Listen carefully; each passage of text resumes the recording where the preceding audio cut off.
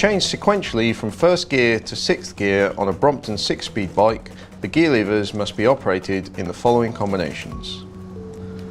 First gear. The left-hand gear lever should be in the lower position and the right-hand gear lever also in the lower position. Second gear. The left-hand gear lever should be in the higher position and the right-hand gear lever should be in the lower position. Third gear.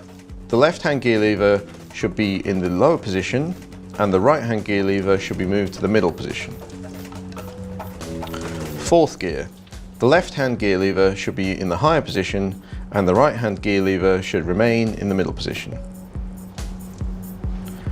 Fifth gear. The left-hand gear lever should be in the lower position and the right-hand gear lever should be moved to the higher position. Sixth gear. The left-hand gear lever should be in the higher position and the right-hand gear lever should also be in the higher position. Although this sounds complicated, when in use it becomes second nature. Another way to think about the operation of the gears is that there is a high and low option for each of the three hub gears.